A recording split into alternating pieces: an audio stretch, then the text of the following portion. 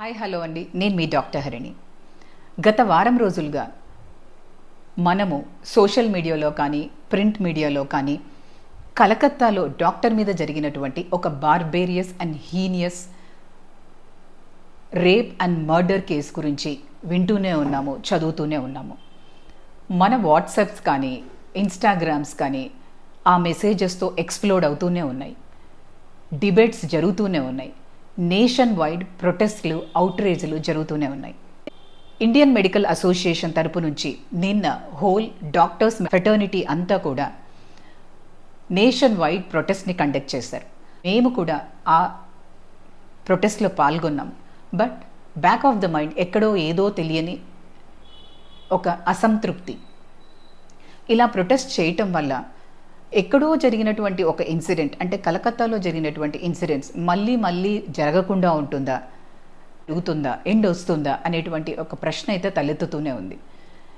ఇది ఒక ప్రొటెస్ట్తోనో డిబేట్తోనో లేదా సరైన ఈ ఒక్క కేసుకి ఒక చట్టం వచ్చి ఆ నిందితులకు పనిష్మెంట్ జరగడం వల్లనో ఉరిశిక్ష పడడం వల్లనో ఈ సమస్యకు సమాధానం అయితే కాదు.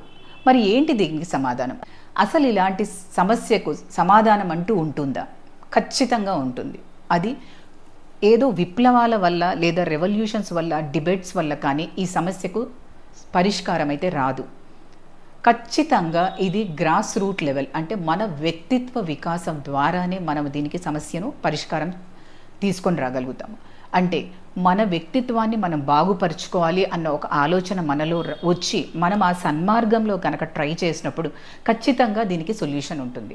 మన రెగ్యులర్ ఎడ్యుకేషన్స్తో పాటు ఏదో ఒక మిషన్లో జాయిన్ అవ్వటం వల్ల, అంటే రామకృష్ణ మిషన్ అవ్వనివ్వండి, చిన్మయ మిషన్ అవ్వనివ్వండి, లేదా మీ అభిప్రాయాలకు దగ్గరగా, మీ సిద్ధాంతాలకు దగ్గరగా ఉన్నటువంటి ఏదైనా మిషన్లో జాయిన్ అయ్యి మన రెగ్యులర్ ఎడ్యుకేషన్స్తో పాటు మనము మన సనాతన ధర్మం గురించి తెలుసుకోగలిగితే, ఇక్కడ సనాతన ధర్మం అంటే ఇదేదో హిందూ రిలీజియన్ అని అనుకోకూడదు. సనాతన ధర్మం ఎట్టి పరిస్థితిలో కూడా రిలీజియన్కి సంబంధించింది కాదు. It's a way of living. మన ప్రకృతి ఒకవేళ మనతో మాట్లాడాలి అంటే ఏ లాంగ్వేజ్ ఉపయోగిస్తుంది అంటే అది సనాతన ధర్మంనే ఉపయోగిస్తుంది.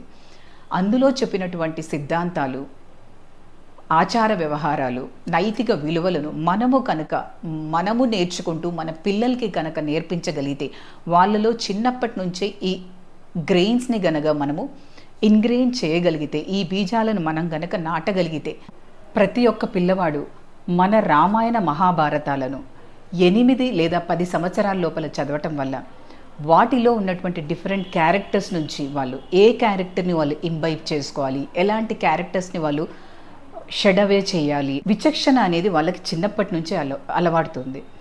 వాళ్ళకు స్వధర్మం అంటే ఏమిటో నేర్పించగలిగితే, అంటే ఒక తల్లి పట్ల ఎలా ఉండాలి, ఒక చెల్లి పట్ల ఎలా ఉండాలి, పక్క ఆడపడుచు పట్ల ఎలా ఉండాలి, వాళ్ళ లిమిటేషన్స్ ఎంతవరకు ఉండాలి, వాళ్ళని సమంగా చూసేటువంటి దృష్టికోణము, లేదా వాళ్ళకి అభిప్రాయాలను గౌరవించేటువంటి ఒక ఆలోచన దృక్పథము, ఇవన్నీ కూడా మనము స్వధర్మం కింద మనము చేయగలిగితే, నా ధర్మం ఏంటి, నేను ప్రకృతికి అనుగుణంగా వ్యవహరిస్తున్నానా లేదా అనేది మనల్ని మనం ప్రశ్నించుకోవాలి.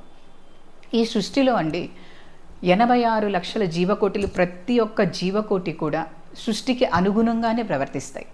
ఒక నీరు పల్లానికి ప్రవహిస్తుంది, సూర్యుడు తూర్పునే ఉదయిస్తాడు. ఇలా చెప్పుకుంటూ పోతే ప్రతి ఒక్క జీవరాశి కూడా ప్రకృతికి దగ్గరగా జీవిస్తుంది, ఆ ధర్మాన్ని పాటిస్తూ జీవిస్తుంది.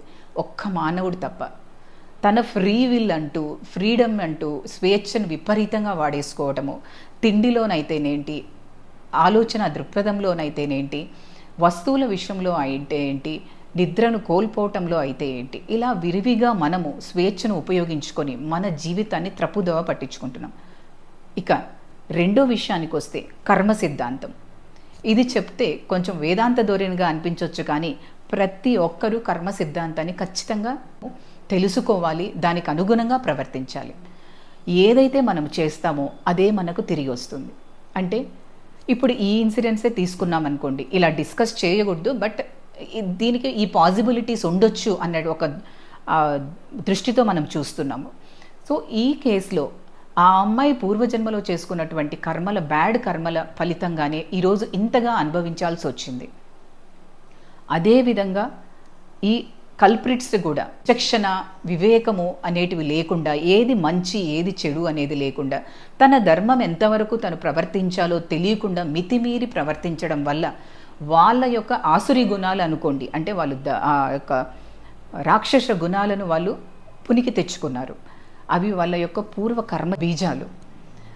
ఈ పూర్వజన్మలోనే ఈ అమ్మాయి ఏ విధమైనటువంటి పాపకర్మలో చేసి ఈ విధంగా వేరే వాళ్ళకి హాని కలిగించుండొచ్చు. సో ఈ జన్మలో తను సఫర్ అవ్వాల్సి వస్తుంది. ఇక దీనికి కొనసాగింపుగా తీసుకుంటే ఇప్పుడు కల్ప్రిట్స్ మరు జన్మలో వాళ్ళు ఆడవాళ్ళగా పుట్టొచ్చు, ఆ అమ్మాయి మగవారిగా పుట్టి మళ్ళీ ఇదే అనుభవం వాళ్ళకి ఎదురవ్వచ్చు. అంటే కర్మ నుండి మనం ఎప్పుడూ తప్పించుకోలేము. ఒక యాక్షన్ ఉంటే దానికి రియాక్షన్ ఖచ్చితంగా ఉంటుంది. సో ఈ కర్మ సిద్ధాంతాన్ని మనం నమ్మినప్పుడు మనం చేసే కర్మలను ఏ విధంగా చెయ్యాలి, ఎలాంటి ఉత్తమ కర్మలు చేయాలి అనే ఒక ఆలోచన ఉంటుంది. భయం వేస్తుంది. ఒక ప్రకృతి మనల్ని చూస్తుంది, పంచభూతాలు మనల్ని గమనిస్తున్నాయి అన్న ఒక విషయాన్ని గనక తెలుసుకుంటే మనము ఇలాంటి నీచమైనటువంటి ఆలోచనలు కూడా మనసులోకి రానివ్వకూడదు. చిన్నప్పటి నుంచి కూడా ఒక సత్సంగాల్లో పాల్గొనడము, స్వాధ్యాయం చేసుకోవడము, అంటే మంచి పుస్తకాలు, మంచి విషయాలను గురించి తెలుసుకోవటము, మంచి మనుషుల మధ్యలో మెలగడము, లేదా మంచినే చూడటము, మంచినే వినడము, ఇలాంటివన్నీ కూడా మనము ఆ లక్షణాలను అలవర్చుకోవటం వల్ల ఆటోమేటిక్గా మన బిహేవియర్ అన్నిటి కూడా సాత్వికం అవుతుంది. మన యొక్క ఆచరణలో ధర్మం ఉండాలి ఎప్పుడు, మన యొక్క ఉపాసనలో ఎప్పుడు కూడా సాత్వికత అనే ఉండాలి, అండ్ మన యొక్క చింతనలో ఎప్పుడు కూడా ఆ తాత్వికమే అనేది ఉండాలి. మనం భూమి మీదకి ఎందుకు వచ్చామో ఈ కేవలము పేరు డబ్బు సంపాదించుకునేడానికి మాత్రమేనా, లేదా మన పర్పస్ వేరే ఏదైనా ఉందా అని తెలుసుకోవాలి. అంటే మనం కేవలం 4 సంపాదించుకోవడానికి వస్తాం, పురుషార్థాలు అంటే ధర్మ అర్థ కామ మోక్షాలు. కానీ మనము కామము అర్థం మీదే ఫోకస్ చేస్తున్నాం, కానీ ధర్మాన్ని ఎప్పుడో పక్కన పెట్టేశాము. మోక్షం అసలు అవసరమే లేదు. ఎప్పుడైతే ధర్మబద్ధమైనటువంటి కామము అండ్ ధర్మబద్ధమైనటువంటి అర్థము ఉంటుందో అప్పుడే మనము మోక్షానికి అర్హులమవుతాము. ఇక మానవ జన్మ అనేది మనము కొన్ని యజ్ఞాలు చేయటానికి మాత్రమే మనము ఈ భూమి మీదకి వచ్చాము. మన స్వరూపం ఏంటి, మన స్వస్వరూపం ఏంటి అని తెలుసుకోవాలి. ఆ సచ్చిదానంద రూపమే మన రూపము అనేటువంటి ఒక ఆలోచన మనకు బ్యాక్ ఆఫ్ ద మైండ్లో ఉన్నప్పుడు అసలు ఈ ఘోరాలు, నేరాలు, ఇటువంటి దుశ్చర్యలకు మనం అసలు పాల్పడము. 5 యజ్ఞాల కోసమని ఈ భూమి మీద జన్మిస్తాము. ఒకటి మనము దైవ యజ్ఞము, అంటే ఇవన్నీ కూడా మనకు ఇస్తున్నటువంటి ఈ ప్రపంచం అయితే ఏంటి, వస్తువులైతే ఏంటి, మనం అనుభవిస్తున్నటువంటి ఈ ప్రకృతి అయితే ఏంటి, పంచభూతాలు అయితే ఏంటి కూడా వాటన్నిటి మీద కూడా మనకు గ్రాటిట్యూడ్ ఉండాలి. అది ఒక దైవ యజ్ఞము. పితృయజ్ఞము, మన పితృదేవతలను మనము అంతే శ్రద్ధతో వాళ్ళకి శ్రాద్ధ కర్మలు చేసుకుంటూ మన యొక్క బాధ్యతను నిర్వర్తిస్తూ ఉండాలి. అలాగే భూత యజ్ఞము, మన చుట్టూ ఉన్నటువంటి క్రిమి కీటకాలకు కానీ జంతువులకు కానీ మనము ఎప్పుడూ కూడా సేవాభావంతో వాటికి నిరంతరం ఆహారం ప్రొవైడ్ చేస్తూ నీరు ప్రొవైడ్ చేస్తూ ఉండాలి. అలాగే మనుష్య యజ్ఞము, మన తోటి మానవుడికి మనం నిరంతరము హెల్ప్ చేస్తూనే ఉండాలి.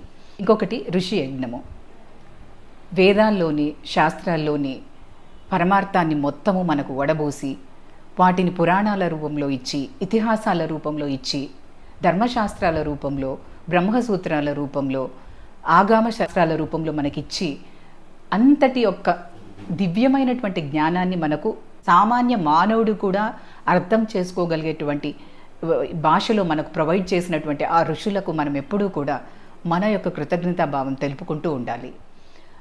ఇలా మనము యజ్ఞాలను చేసుకుంటూ పురుషార్థాలను సంపాదించుకోవటానికి మన స్వస్వరూపాన్ని తెలుసుకొని ఆ విధంగా మనము ఆ పరమార్థం వైపే నడుచుకోవాలి అనే మన ఉపనిషత్తులైతేనేంటి, మన వేదాలైతేనేంటి, మన శాస్త్రాలైతేనేంటి అన్నిటినీ కూడా మనం కలిపి ఒక్క మాట కింద కనుక పెట్టగలిగితే అది నీ పరమాత్మ యొక్క పరమార్థము తెలుసుకోవటం మాత్రమే, నీ స్వధర్మాన్ని తెలుసుకొని జీవించడం మాత్రమే. బ్రహ్మ సత్యం జగన్మిథ్య అని తెలుసుకొని బ్రహ్మజ్ఞానాన్ని తెలుసుకొని ఆ వైపు నడవడం ఒక్కటే నీ ధర్మము, నీ పర్పస్ ఈ లైఫ్లో అనేది మనం తెలుసుకోవాలి. ఖచ్చితంగా మనము మన సనాతన ధర్మము వైపు దృష్టి మళ్లించాలి. స్వాధ్యాయనం ద్వారా కానీ, గురువు సాంగత్యం ద్వారా కానీ, లేదా మంచి పుస్తకాలు చదవటం ద్వారా కానీ లేదా సత్సంగాల్లో పాల్గొనటం ద్వారా కానీ చేసి మనము మన యొక్క వ్యక్తిత్వాన్ని వికసింపచేసుకోవాలి. ఏది మంచి ఏది చెడు అనే విచక్ష జ్ఞానాన్ని మనం పొందగలగాలి. అలాంటప్పుడే ఇలాంటి ఇన్సిడెన్సెస్కి మనం చరమగీతం పాడగలుగుతాం. Thank you. నేను మీ డాక్టర్ హరిణి.